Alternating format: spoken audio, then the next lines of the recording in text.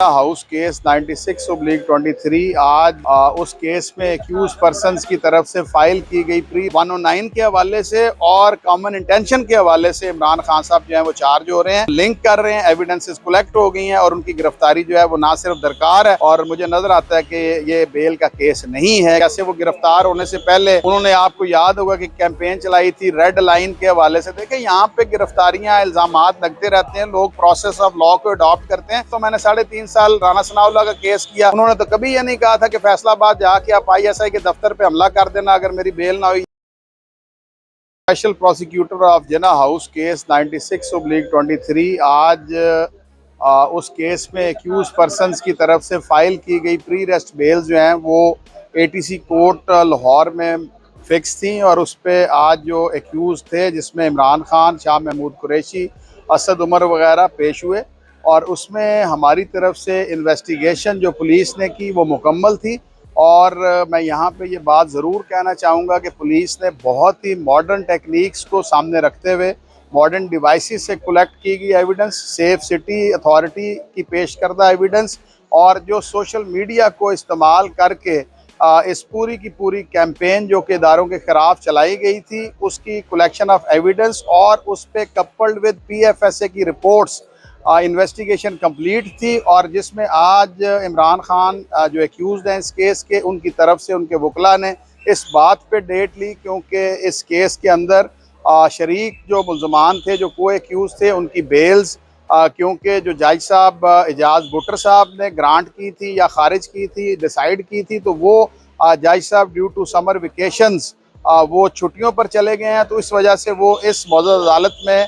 बहस करने के लिए तैयार नहीं थे। हालांकि हमारी तरफ से पूरा हमने इस बात पे कंसिस्टेंटली रिक्वेस्ट की थी क्योंकि तफ्तीश मुकम्मल है और उस तफ्तीश के अंदर इमरान खान साहब और बाकी जो मुल्ज़मान हैं वो पूरी तरह से गुनहगार पाए गए हैं और उनकी जो कलेक्शन ऑफ एविडेंस की गई थी वो कनेक्ट करती है और इन्वेस्टिगेशन के पर्पज़ को आज तक तो कंप्लीट थी, लेकिन अब उनसे रिकवरीज दरकार हैं उन डिवाइसेस की, उन मोबाइल फ़ोन्स की कि जिसके थ्रू वो मुख्तलिफ सोशल मीडियम के पेजेस को इस्तेमाल करते हुए, ग्रुप्स को इस्तेमाल करते हुए उन्होंने इदारों के हवाले से हर्जा सराई की, उन्होंने कॉमन इंटेंशन से एक अवाम के अंदर एक पूरा जहन उनका बिल्टअप किया जिसकी वजह से अवाम ने, आपने देखा कि पहले भी प्रोटेस्ट होते रहे और वो प्रोटेस्ट जो थे वो असम्बलियों के सामने हुआ करते थे या वो CM हाउस के सामने हुआ करते थे, लेकिन इस कैंपेन के नतीजे में वो सारा का सारा प्रोटेस्टेंट्स जो थे उन्होंने GHQ से लेकर ISI के दफातर और जो आर्मी तनसीबात पे हमले किए थे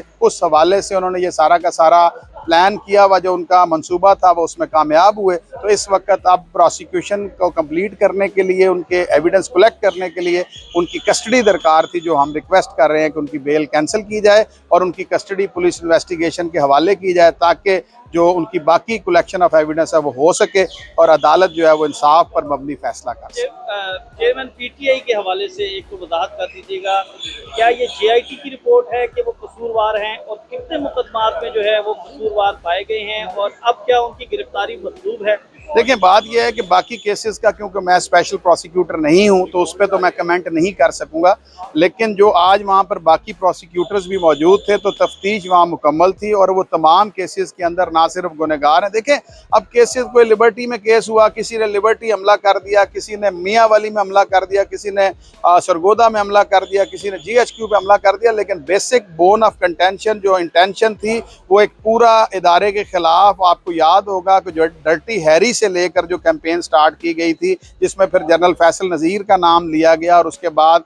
इदारों को पूरे तरीके से इस बात पे मिलान करने के लिए जो साजिश तैयार की गई थी, अब उन सारे केसेस के अंदर 109 के हवाले से और कॉमन इंटेंशन के हवाले से इमरान खान साहब जो हैं वो चार्ज हो रहे हैं, वो लिंक कर रहे हैं, एविडेंसेस कलेक्ट हो गई हैं और उनकी गिरफ्तारी जो है वो ना सिर्फ दरकार है और मुझे नज़र आता है कि ये बेल का केस नहीं है क्योंकि ये एक बहुत अहम नौइयत का केस है और कलेक्शन ऑफ एविडेंस जो है, और बेल करने का मतलब तो ये है कि इन्वेस्टिगेशन फिर हैम्पर होकर रह जाएगी और जो कलेक्शन अभी मजीद उनसे होनी है वो जो है वो सफ़ा मिसल पे नहीं आ सकती। थोड़ी सी वजाहत, यानी मनसूबा बंदी में वो मुलव्विस पाए गए हैं ये कहना चाह रहे हैं? देखें, बात यह है कि उनका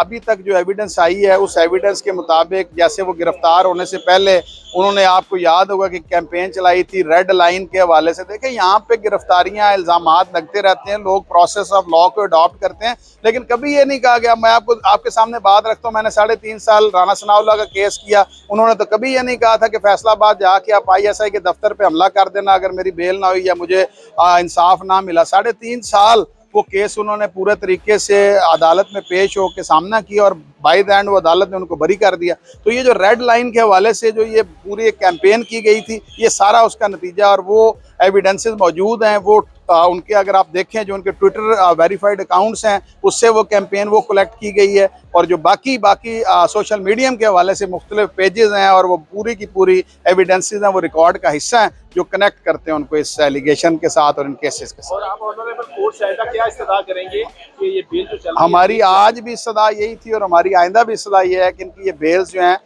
खारिज की जाए, ताकि उनकी कस्टडी जो दरकार है इन्वेस्टिगेशन कंप्लीट हो सके, ताकि इंसाफ की फराहमी ना सिर्फ हो सके बल्कि हो